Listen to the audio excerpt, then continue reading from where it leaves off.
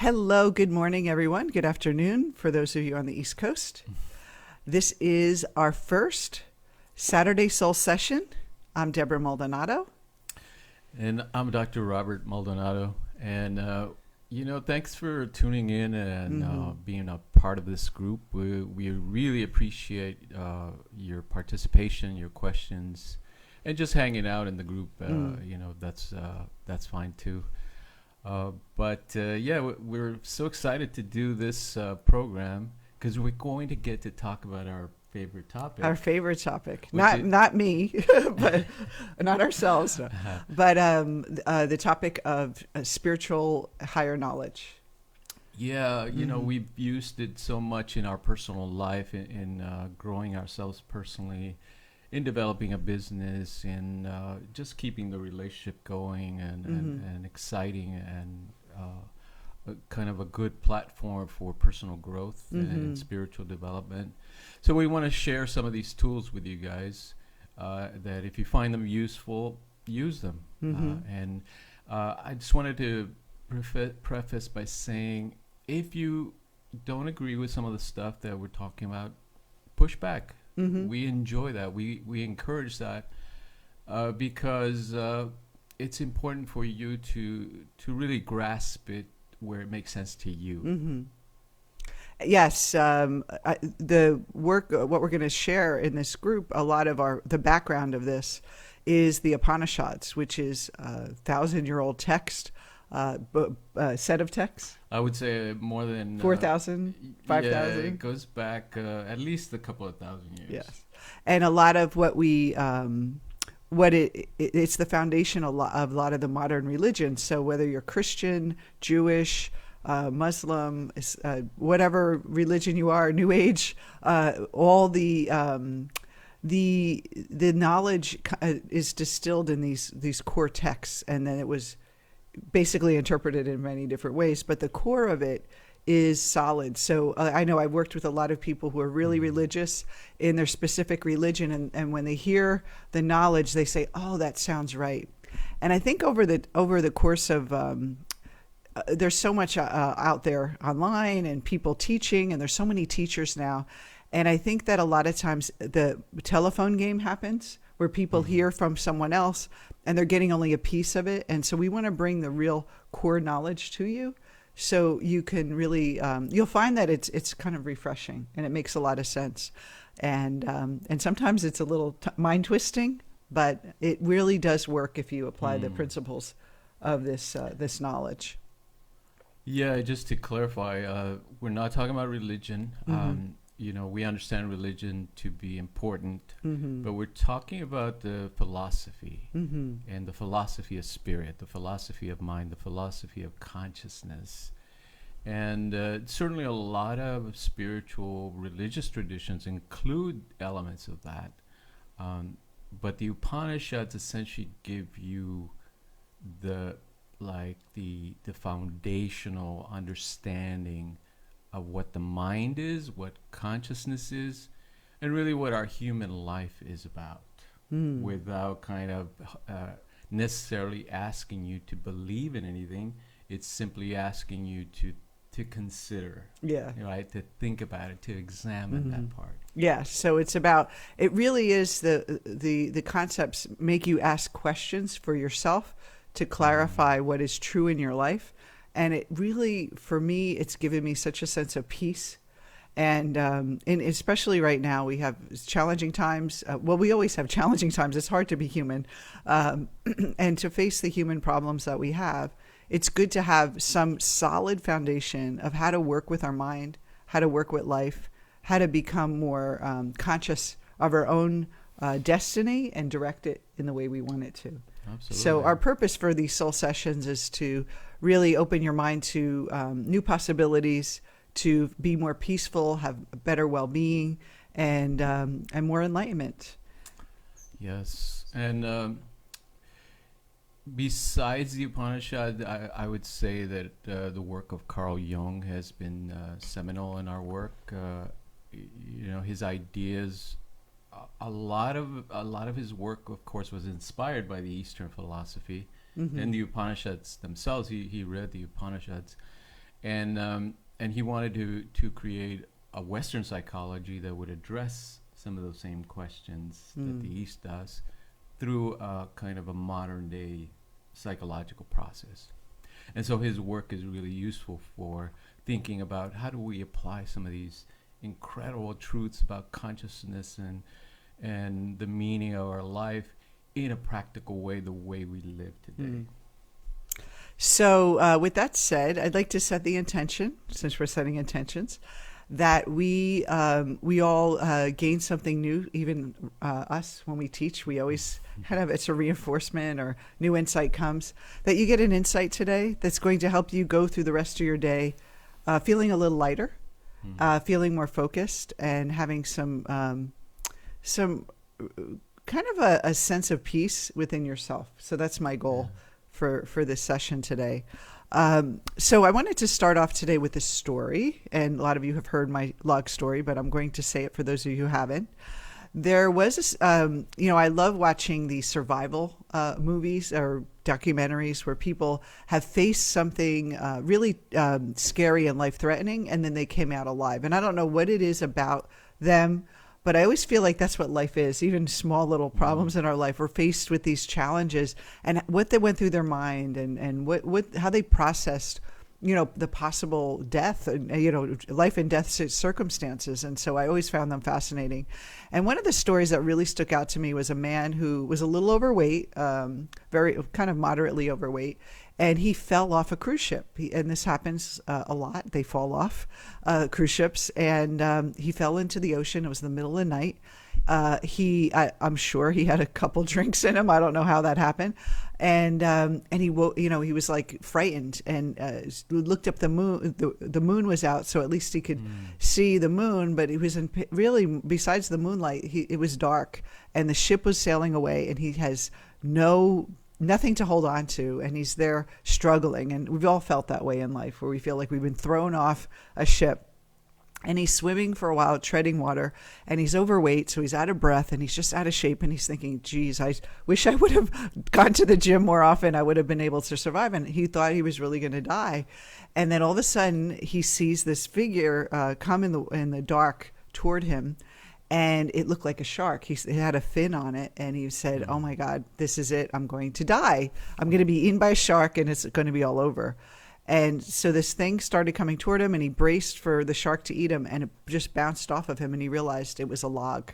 So he was like, oh my God, and he grabbed onto it, and it was really his lifesaver. It was a part of him that, he was just like, oh, at least I don't have to struggle anymore. I'm hanging on to this log. Yeah, and so he kind of almost, clung to that log all night. It really was his new sense of security. And when the sun came up in the morning, he was amazed to see that he's floating there. The log's still there. And there's an island just maybe a mile out that he could swim to.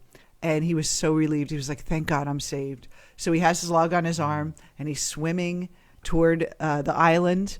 And he's finding that every time he went a little bit, he'd be pulled out by the current again. And he realized that the log actually was causing holding him back from actually getting to the island. So the thing that helped him survive initially was actually impeding him in going for where he really wanted to go.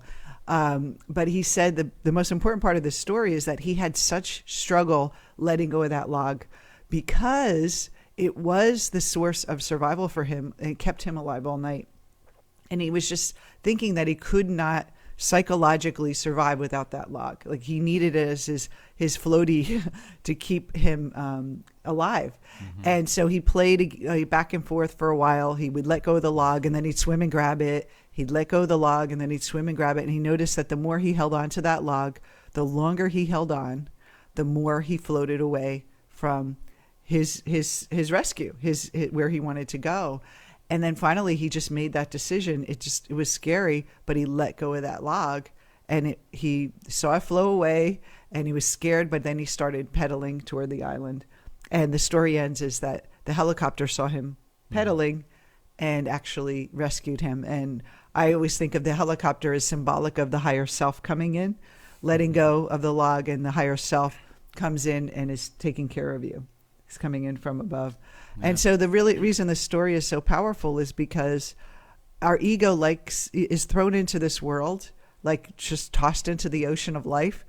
And we look for things to hang on to survive. At first, it's really scary. So we find these ways to survive. And those survival strategies has really helped us survive. But in times of challenge, they actually hold us back. And that's what I wanted to talk about today, is that what is your log? What are you hanging on to? Or what has been disrupted in your life, maybe big or small, that you're hanging on to that's actually keeping you from peace, that's keeping you from really creating something new and using this challenge as an opportunity. So isn't it a great story? Yeah, and it's a true story. It's right? a true story. It actually happened. And actually, they have it on, it's the show I Shouldn't Be Alive. That's the show. And it's on Netflix. And what's really annoying is that I look through, they have a bunch of them on replay, and that one episode is nowhere to be found. So I don't know if I imagined it or what, but the image is the guy hanging onto the log. So if you're on Netflix, I mean, a lot of people are staying home this weekend, you'll see the guy on the log, but I can't find that episode. So if I find it, I'll let you guys know where I'm it sure is. It's on YouTube. It's on YouTube. But it was really powerful, because I think about how many times I hung on to the career, the paycheck that kept me from stepping into my own business, how we hang on to patterns and ways of being that feel comfortable for us. And then they actually keep us from what we really want, like stating our boundaries and letting go of the log is really uncomfortable. Absolutely. And it's that conditioning that keeps us from having peace. But it's almost like we settle for mediocre. Like, how much do you give up in life for just a little bit of peace? Right. And so when we're in a challenging time, it's a perfect opportunity. It disrupts that log. It basically forces the log out of our hands. And then what do we do? And that's the question, how do we act when that log is pulled away and our life is disrupted? Yes. I think there's also a deeper metaphor there. It's that the log is our ego. Yes. The log is our sense of ourselves, the way we survive in the world. And if you notice, it's about survival. The ego is all about survival. Its mandate is to make sure you survive as an individual, as a body, as a biological being. But if you want to grow into the fullness of humanity, into really what the human life is capable of, you have to let go of that identity to the ego. Yeah, and I think that what most people are afraid of, especially now, is this: we're trying to protect our ego. We think we're grasping at jobs and finances and all these other things, we're in that survival mode. And we're really looking at what is it about our ego that's threatened right now. When you're going through a challenge, that's a great question to ask yourself. What about my ego am I hanging on to that's actually making things worse and making my mind go to fear? Yeah, and we know that the ego has a lot of defenses. And whenever we step outside our comfort zone, and definitely spiritual growth in the way we've defined it is stepping outside your comfort zone. It's going to definitely push your buttons because you're going into the unknown, right? You're going into those uncharted waters between where you are holding onto the ego and where you want to be on solid ground on that island. It's that gap, and we it's like I always think of it as like a trapeze. You grasp one, and you're letting go of that one so you can grasp the other, and you have to let go of one to get to the other. And it's in that middle place that we feel so uncomfortable. But in that middle place is all the possibilities. That's when we grasp onto the next thing, that becomes our new comfort zone. And so we kind of in between. There's an infinite possibility between those two places. Right. So in the Upanishads, the way they explain it is that when we're born, we're confused by the information that we get through our senses, because our senses give us a false picture of what the world is. Now, that false picture works well for survival because it gives you immediate information about where you are, where to find food, where to find comfort, who helps you, and all those things. Will it help you find toilet paper? Except that. These are not miracles. Yes. But it will not take you to that transcendent element of what is spiritual in your life, right? In order to get to that point, you need to be able to clarify, first of all, what is it that I'm perceiving? Because if you go by what you're perceiving through your senses, you're always in the material interpretation of life. I'm a biological being, and it's a physical world that I'm in. Yeah. And that, according to the Upanishads, it's a false perception. It's a temporary perception that helps you survive, but it's not the ultimate aim. The ultimate aim, of course, in this metaphor would be to get to the island. And Paradise Island, the plane. And that's really, it's the oasis of the spirit that we are looking for. Yes, the solid ground. But we have this, as you could see, this man had this strong desire to survive. And when we're in that survival mode, and we talked about this earlier in one of our other videos here, is that we don't think rationally. He was struggling with this hanging on, and his conscious mind, his rational intellect was saying, oh, you should let go of that log because it's pulling you away from where you want to go. But the emotional part of him was saying, I'm going to die if I let go of the log. And so we're constantly in that struggle all the time of we intellectually know what to do, but emotionally we're programmed to do the same thing or to automatically react. And when we're in reactionary mode, a lot of times that intellect just doesn't even check in. It doesn't even question. We just react. And so we have to look at how can we get out of that reaction mode. And it's from the higher knowledge of what you said is that we're not looking at a material hard world. We're looking at a perception and a projection of our own mind. And our mind is deciding what is good and bad. Our mind is deciding what is safe and unsafe. And we bring that into our experience. Yeah. Yeah, it's like we think we're looking at an objective reality, but we're not. We're seeing a subjective reality. Yes, there's a beautiful verse that sums it up in the Upanishads. It says, the basic principle is that we mistake the real for the unreal and the unreal for the real. So we think the log is real because it's helping us survive. Yes. And we think, well, that the island might be a mirage. I don't know. It's far away. But it's the opposite. Our sense of ego, although it's based on survival, because it's giving us a false sense of the world and ourselves, it's unreal. It's not an absolute reality. It's we can test this by thinking about how each one of us experiences the same event in a completely different way, because it's a subjective interpretation that we make about life. So the question then is, what is the real?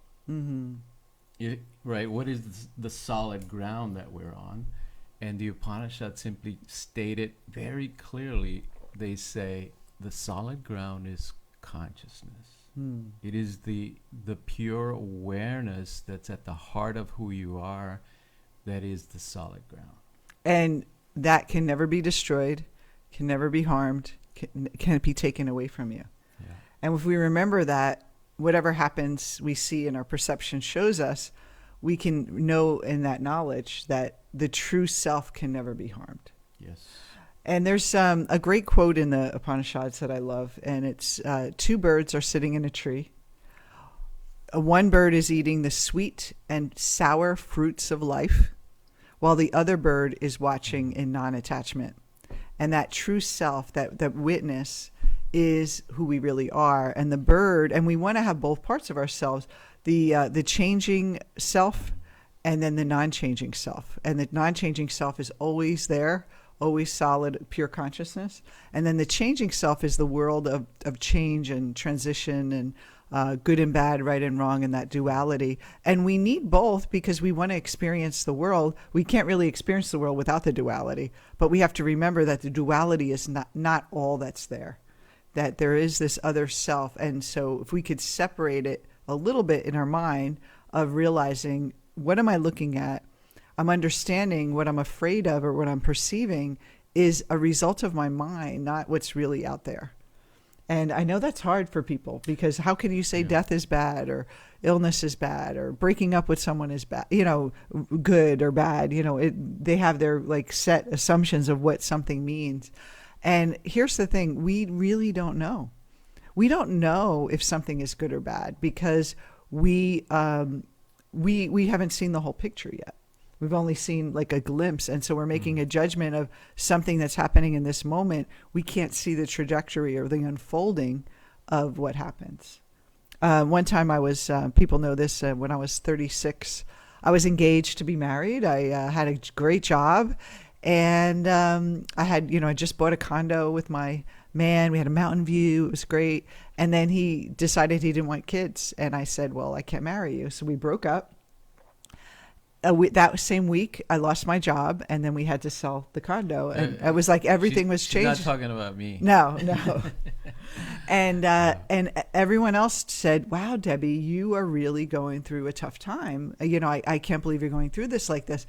But I don't know what it was, but I just knew that I was on the wrong track and that I didn't know what was going next. And I didn't judge it as bad. I judged it as God has something else in store for me. Like there must be something different. There must be something here. And I was just okay in that unknowing and that uncertainty and found peace in that. And I think that's really what makes us powerful in life. If we could be okay with uncertainty, we can move mountains. We could change the world.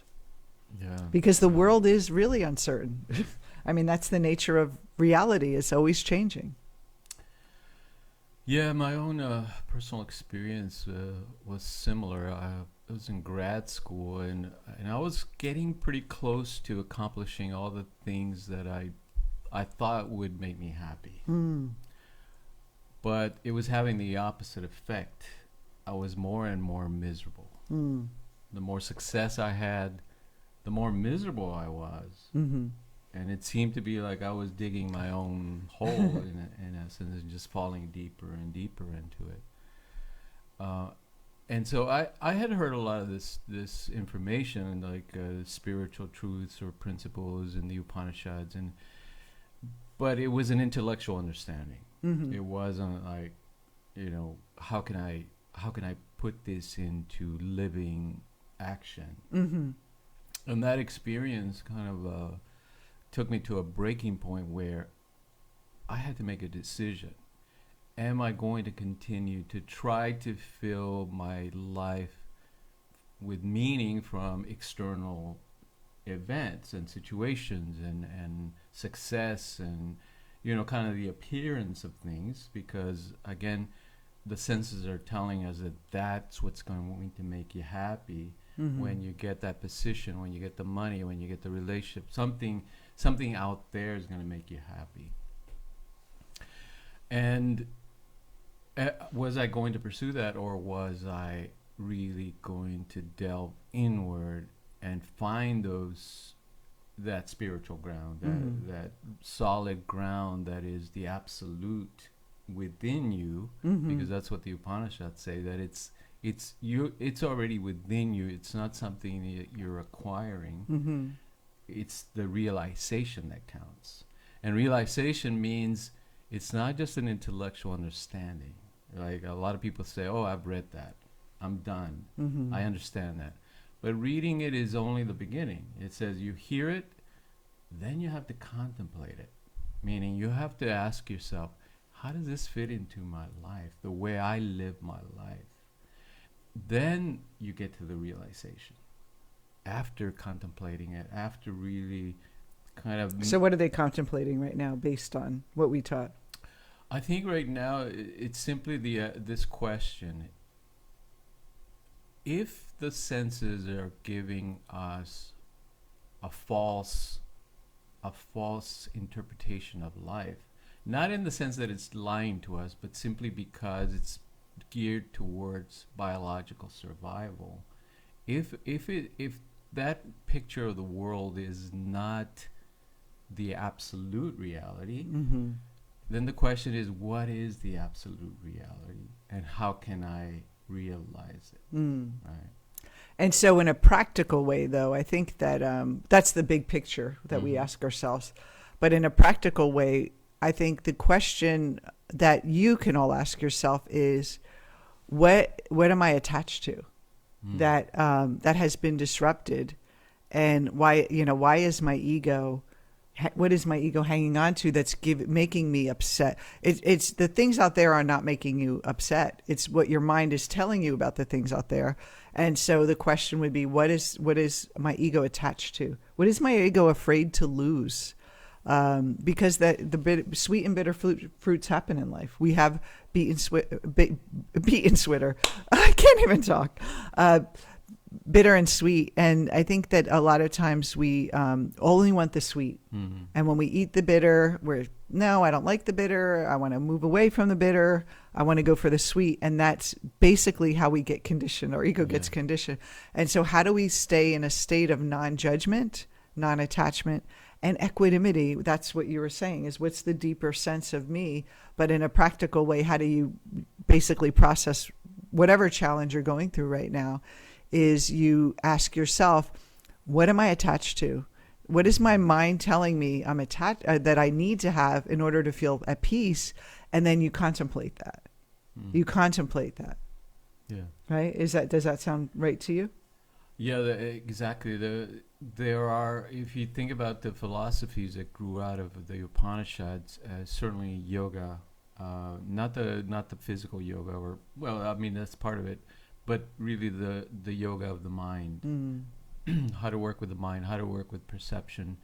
Some of the other philosophies, Buddhism grew out of the Upanishads, Vedanta, Jainism, all these ideas that have really kind of developed techniques for letting go of the ego, not pushing it away, not trying to destroy it, but letting go of that false idea, that over-identification that we have with the body and the persona, the ego self. Mm-hmm. Those techniques, like you were saying, non-attachment, equanimity, those are actual techniques that can help us let go of that and to realize the true essence of our absolute self. So to make it just simple and easy, because we've loaded a lot on you today and a lot of philosophy. So again, let's just talk about how can look at the challenge that you have and ask yourself the question, what am I attached to? What is my mind saying about survival? And how do we move toward that non-attachment? How do we let go of that log? And think about it. This is a log I'm letting go of. And in your mind, visualize it. Say, this log, what does it represent to me? Okay, it represents, I'm afraid that if I don't get my steady paycheck, I'm going to be homeless or whatever. Okay, I'm going to let go of that fear. I'm going to, do I know for sure that this is really, my mind's making this terrible assumption that it's this terrible thing that's going to happen.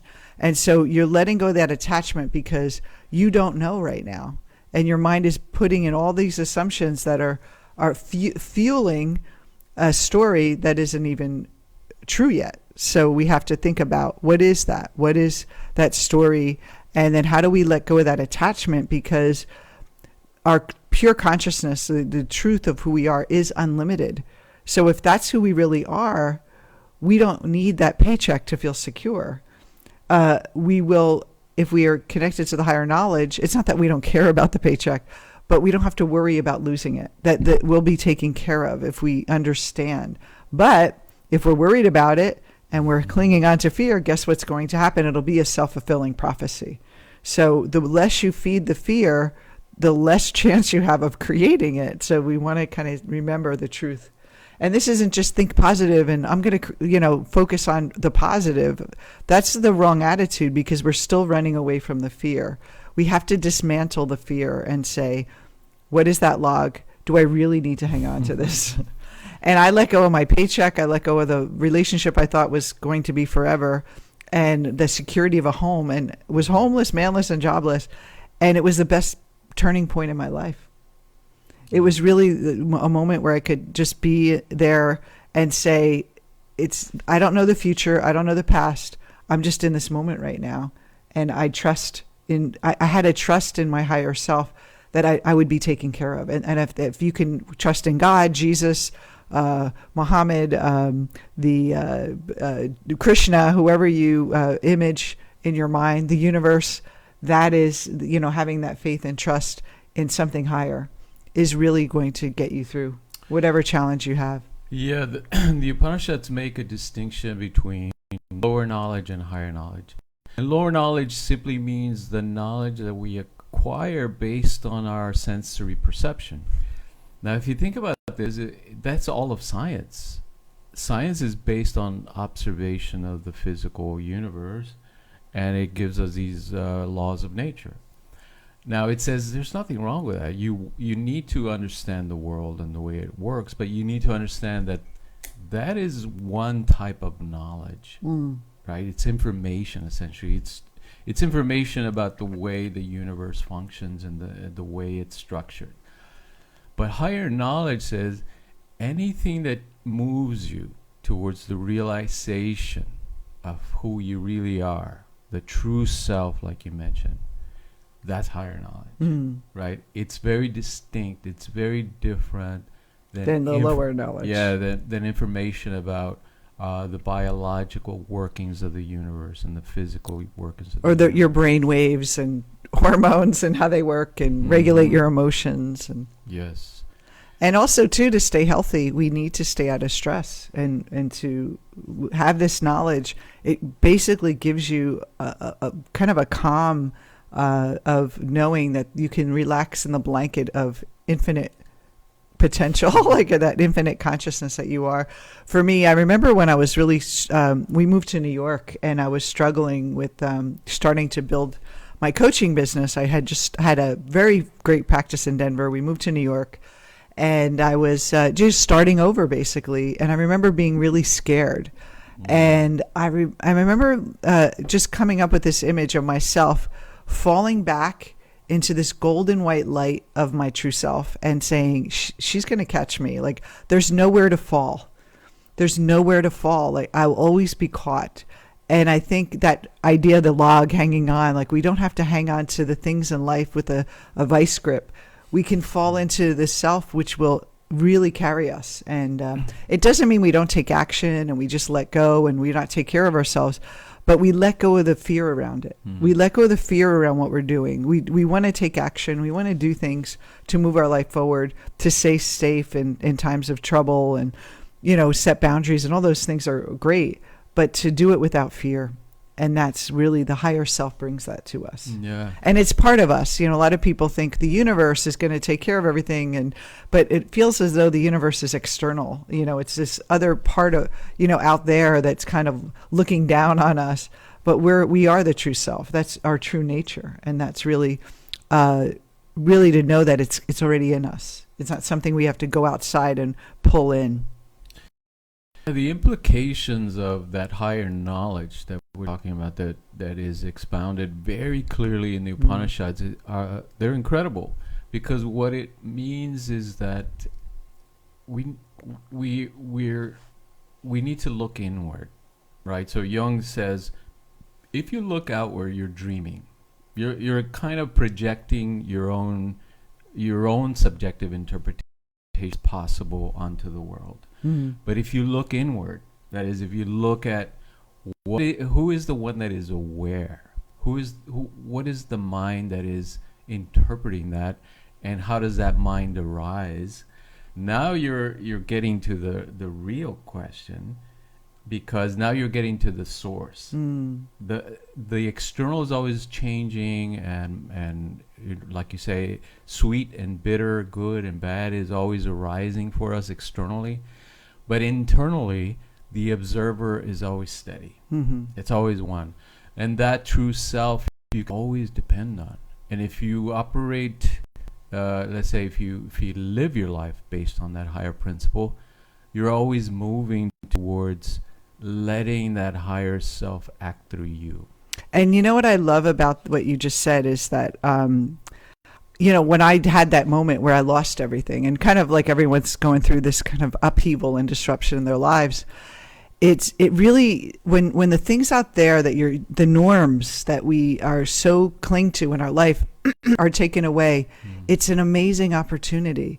I don't know if I would have had that realization or a sense of everything was always going to work out. Like this, it's a challenge, but it's a way for us to start turning inward, because everything in that time, a relationship went away, the home I lived in, and the financial support, everything, thank God I was healthy, but everything that you cling to and normal human beings cling to for feeling good about their life and feeling secure was taken away.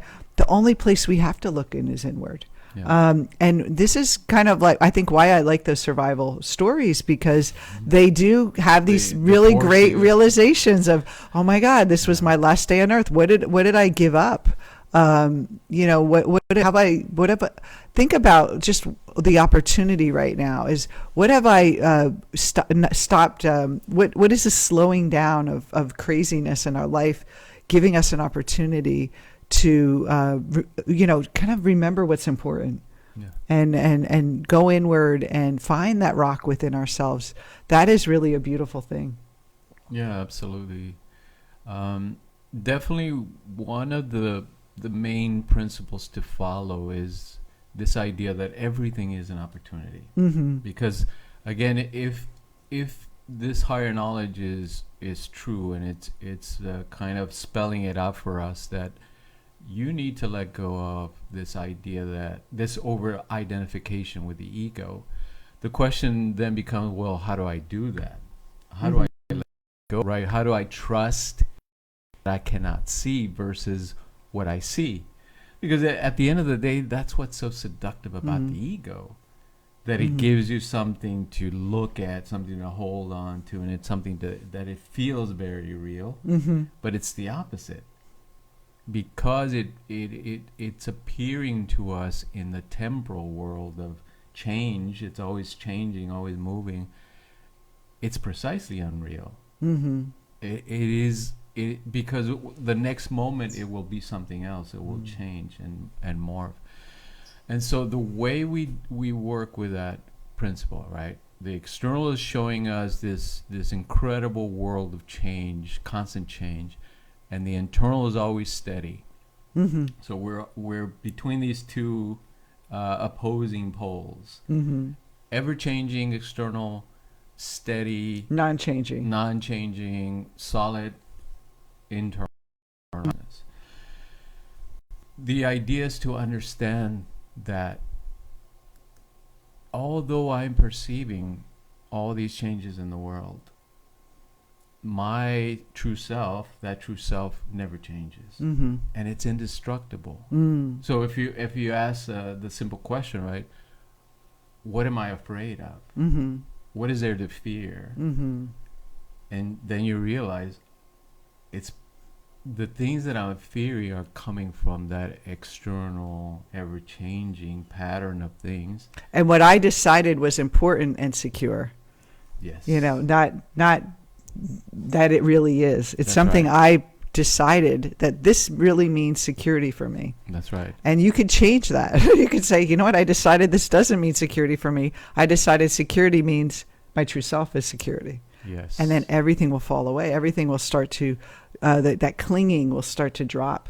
And here's, I think, one of the things that a lot of people misunderstand about non-attachment is they think that it doesn't mean you care anymore, that the world is an illusion and let everyone die and it's going to be fine. It doesn't mean anything.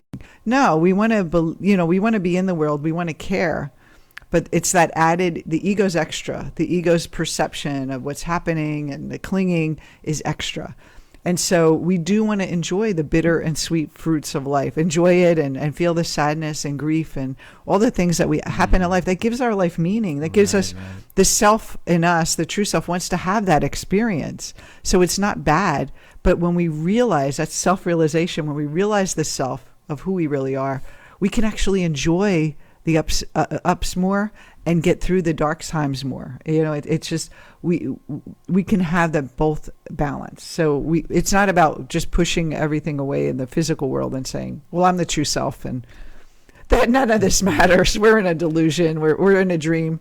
But we want to play both. We want to have both sides and experience both. Yeah, that's a good point. So towards let's say the higher teachings of the Upanishads, it gets to this point where it's saying, yes, in the beginning you want to definitely understand, let go of the ego and understand the nature, the temporary nature of the world, the impermanent nature of the world. But it says at the end of the day, that projection that you're seeing of the world, that universe that you're seeing, although it's ever changing and it appears to be dreamlike and unreal, it is the divine itself. There is no difference. There is no separation. Exactly. There is no separation from what is called the self. It's like the true self is the covering, and then the world is covering over it, but it's still like a part of it. It's just the surface covers it over and you can't really see it. And that's why when we do lose things or we lose the true self has a chance to emerge and be more prevalent in our life. Yes. It's a beautiful thing. I mean, there's never anything that's completely bad. Not at all. It appears to be relatively good and bad to us, but it is an apparent reality. That's how they describe it. So an apparent reality is very similar to the way we dream. You cannot separate the dream from the dreamer. So in the waking sense, we cannot separate the divine self from its manifestation, meaning the temporary, impermanent world is the dream that the self is having, in essence. And that includes us, our human life, in essence. Yeah. And so I always think to myself, if this was a dream, how would I interpret it? And think about the last dream you had.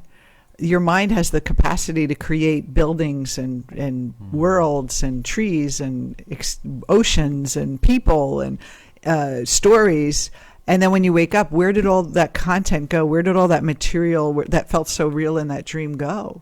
It's the same thing with this world. It's exactly the same. It's just it feels more dense because it's just a different level of consciousness that we experience in the waking life. And so it feels more solid and dense, and it's slowed down, and there's more rules. Where the dream world is like there's a suppression of rules, so we can walk through walls and fly and go from one place to another in a split second, and we're kind of out of character a lot of times in our dreams, and other people are out of character, and so there's a more fluidity to that experience. But it's both what the ancients called Maya, which is that illusory world. And again, this isn't about saying, well, the world is an illusion and what I'm seeing isn't real, so I don't have to be afraid at all. But we want to, and we not take care of ourselves and not be healthy and not go for our dreams and enjoy life. Like a lot of people think, well, why do I want to start a business or why do I want to find love if everything is just an illusion? It's because that's what we're here for. We're here to create. We're creators. We are an extension of the divine to create an experience here. So we want to understand what our purpose is and understanding that we are in control of that. And that direction and that flow to what we can create and move beyond just our conditioning is really an amazing process to go through. And it's almost like we fall asleep so then we can wake up again. Just like every night. We think the dream is real. We wake up and we're like, oh, thank God. That was not the real thing that happened. Some interesting comments. Do any Q&A or... Yes. Do we have questions. Does anyone have questions? We are the universe. A lot of people it's resonating. Okay, I have a question. We'll stay on for a couple more minutes and answer those. I always have the fear about the unknown and seeking security, and it's odd because I'm a very spiritual person. I'm a strong dreamer and constantly I'm receiving higher knowledge and messages from the divine, but I still feel trapped many times by the ego. And so when you're aware, right, that you're trapped, you're aware consciously, like we have the insight that you said. This first step is I have the insight. I'm a spiritual person. I know there's that, and I know I have an ego, and I know my ego's trapped. So the next step is to contemplate and ask yourself, what am I scared of? Like, what am I hanging on to? What is the log? And what do I need to let go of? And then the third part is that emotional shift to step outside of that clinging, that fear, moving through it's like a fear barrier that we move through. That letting go of that log is just such a tension that we have to face it. It's like ripping, I don't know if you ever had waxing done. It's not very pleasant, but it's like ripping it off really quick, and it's temporary. It stings a little bit, but then you move forward. And that's really, it's like we're so afraid of that sting that we stay cushioned in our comfort zone. And we don't realize that temporary sting, that disruption in our life is actually leading us to creating something new. And Anais Nin said, in chaos, there's fertility. And so we have to embrace a little chaos in our life. And most people, we're afraid of it. We want things predictable. Yeah, that's a good point. I love that comment. It's a great kind of synopsis of where most of us find ourselves. We know spiritual being. Spiritual, in essence, I mean, you can't live without the spirit animating your body. But the ego is always resisting. It's always kind of trying to take control of our actions and the way we see the world because of that survival principle. But here's what we found in working with many, many people over many years all over the world. Move towards the things that you fear. It's a very compassionate universe because, in essence, the things that it's showing us and that appear to us as fear or are interpreted by our ego mind as fear are really there to teach us. They're the things that we need to move towards. And if you approach them with that openness, non-judgment, compassion, they give you their energy. They feed you their energy so that you can use it to free your mind. I love it. Okay, let's see more questions here. Would you say the situation with C-19 is the collective shadow? That's a great question. I think that it seems like every 100 years we have some kind of disruption, and we are physical beings, and we're, a lot of times I think we take for granted how precious life is. We think we're going to live forever, and we think we're indestructible sometimes, and then this kind of thing happens in the world because we're organic, and these things happen just like in the world, the fires that happen there. It's a cleansing of the earth. A lot of people think, oh, there's fires, it must be human made. No, it's a natural way the earth is shifting. I wouldn't say that. I think it's a natural phenomenon of clearing. It could mean, there is a lot of people on the planet, and maybe it's a way the earth and the biology works to, thin out the herd in a way. You and I were talking about that. What do you think? Well, if you look at the way our ego works, it's very kind of in the moment, right? Because that's where you have to survive in the moment. And so all you have to do is look at history, and you see these cycles of, creation and destruction. We were in Rome a few years ago, and everybody has seen the ruins or photos of the Roman ruins. Those cultures were there for 1,000 years, some more, right? The Egyptians and all that. And they're not there anymore, all right? Or they transformed into something else. So that's the nature not only of the natural world, but of civilizations as well. We're always growing, we're always transforming, and that transformation is often kind of goes through rapid change, through turmoil, through all these very rapid changes that we're going through now. And I think when we think about collective shadow, it's a lot of people think the shadow is all negative. It's actually most of what's in the shadow is our light. So if we think about this being a way for us to wake up the world, then maybe it is a collective shadow. Maybe it is. I mean, we don't know. I mean, from my perspective, I see this as a way for a catalyst for awakening the consciousness of the planet and people slowing down. I said, everyone's slowing down. Everyone's, thinking about life. So like, it's like to a halt where we're not so busy. We have a lot of time, and the things that used to occupy our mind and keep us busy, to distract us from the self has now been taken away. And now there's going to be people that they're going to be in fear. But other people, like all of you that are listening, you're the ones who are going to light up the world. You're the ones who are going to have this knowledge, and you already have this knowledge, just reminding you of the truth so that you can light up the world. And so I think collectively we are going to see things change. And I I have hope. There's going to be dark, maybe some darkness, but I think that overall, I think we're going to all come out better.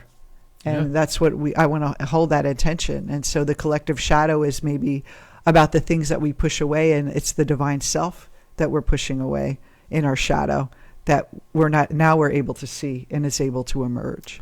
Yeah, it's very much like individually. It's what we do with it, with these challenges, right? So we get a challenge. Are we going to buy into fear, or are we going to use it for our growth? Right. So there's a couple questions. Someone asked, can we share this video outside of Facebook? Yes, I'm going to be downloading this video afterwards.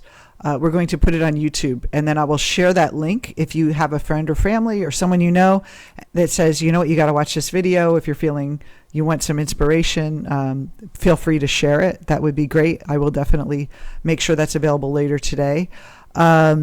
Another question, being at the presence or experiencing a deep serenity, joy, and lightness, is that letting go of the ego? As long as here's the thing, I think a lot of people want to cling to the ego's version of peace and happiness. And it's like, it's sometimes we have to be careful that we're not pushing away the fear, just not dealing with it. That I think there's a difference between being at peace while the ego's freaking out, or rejecting the fear, and the fear goes in the shadow. And we have this persona of being peaceful, but we're freaking out underneath, unconsciously. And you'll know basically by your dreams. If you're suppressing fear, they'll show up in your dreams. So when you're asking that question about being a deep serenity, are you in truly deep serenity, or are you just pretending to be in deep serenity because you're afraid of being fearful? You're afraid of fear itself. Yes. The Upanishads do mention that although the absolute reality, which is called Brahman, does have, let's say, if you had to describe it, the three attributes that come close, as they say, is pure consciousness, pure being, and pure joy, or bliss, pure bliss. So that whenever you feel joy, whenever you feel that peacefulness of the mind, that kind of serenity and clarity of mind, it's almost like an emptiness feeling. It doesn't even feel like lahaha joy. It's more like non-reaction, almost like a blissful, like a freeness, a clarity, a lightness. That's definitely the self, right? Expressing itself through you, or you, let's say your ego is getting out of the way so that you can express that. Yes. Another question is, what if there was no fear? I don't know if you mean you don't have fear, or if you, and so we have to be really careful. And I think not many people talk about this.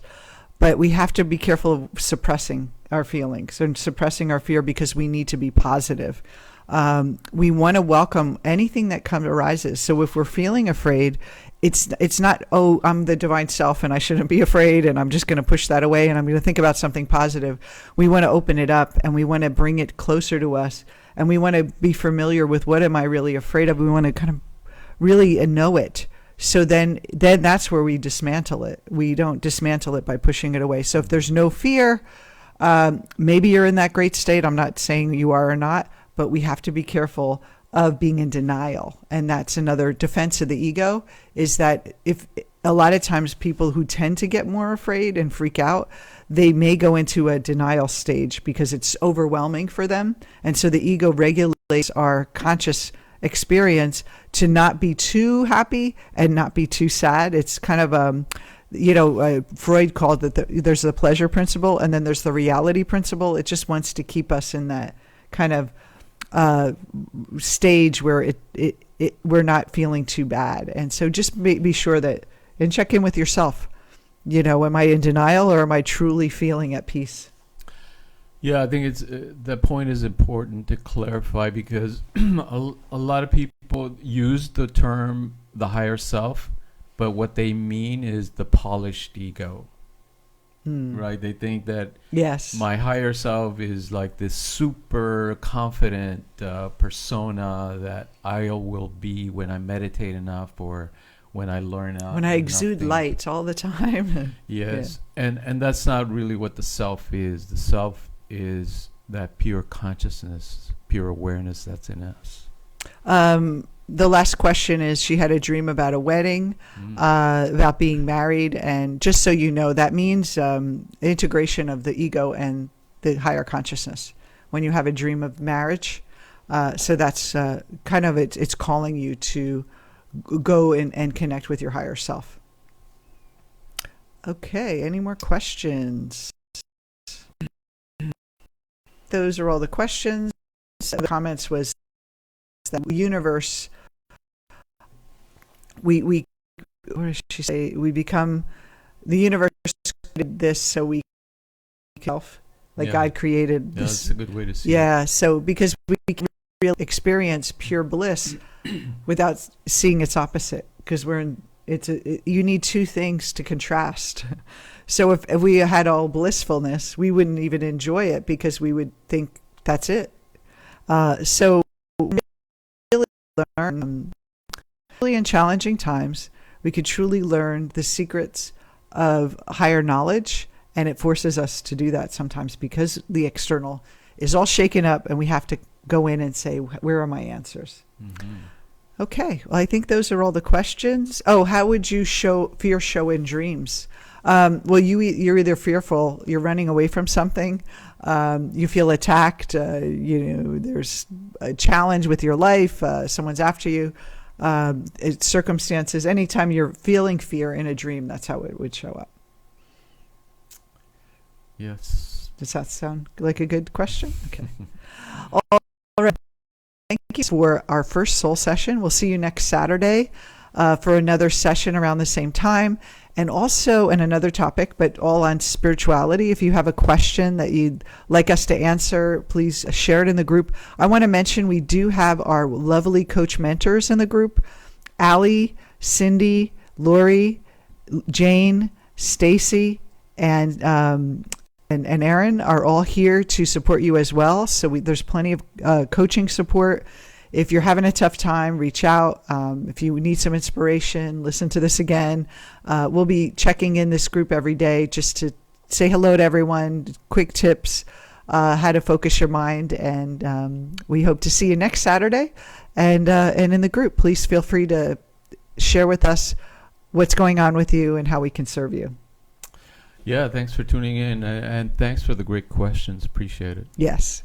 Have a wonderful, oh wait, there's a little comment here. Let's see if there's any more questions. Thank you. You're great to hear you. All right, great. Thanks so much, everyone. Have a great Saturday. Stay safe. Bye-bye. Take care.